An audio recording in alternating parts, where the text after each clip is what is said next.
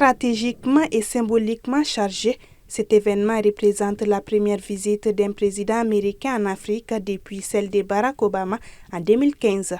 Contrairement à son prédécesseur Donald Trump, qui n'a jamais visité le continent, Joe Biden choisit de faire ce voyage à quelques semaines de la fin de son mandat, suscitant de nombreuses interrogations. L'objectif, c'est d'assurer un approvisionnement en matière stratégique, ça c'est très important. Et un autre objectif est également de cantonner l'influence chinoise. Et le troisième aspect, c'est de montrer le retour des États-Unis sans sous-traitance en Afrique et particulièrement également pour quelque peu cantonner également l'influence russe en matière de matériel militaire. Ces déplacements interviennent alors que les relations entre les États-Unis et l'Afrique demeurent caractérisées par de grandes promesses non tenues depuis l'ère Obama, exposant les lacunes structurelles de la politique américaine sur le continent.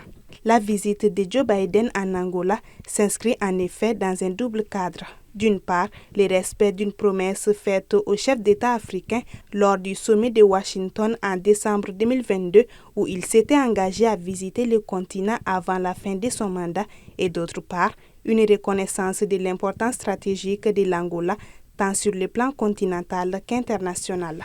Cela montre suffisamment que les États-Unis sont en difficulté par rapport au positionnement à travers le monde. En fin de mandat, il aurait souhaité effectivement laisser à son successeur une possibilité de renouer avec le continent africain qui a été pendant très longtemps oublié par le système capitaliste américain.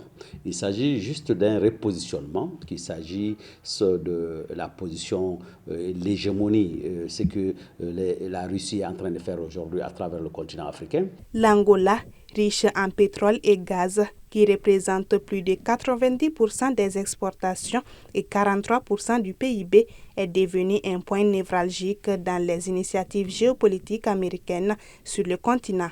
Selon les observateurs, si la visite présidentielle de Joe Biden se limite à des discussions bilatérales axées sur les intérêts américains tels que le pétrole ou le contrôle des ressources, elle risque de ne pas répondre aux attentes des pays africains. Surtout qu'elle intervient à un moment où Joe Biden n'a plus guère de poids politique, d'autant que son mandat s'achèvera le 20 janvier 2025, laissant ainsi la place à Donald Trump.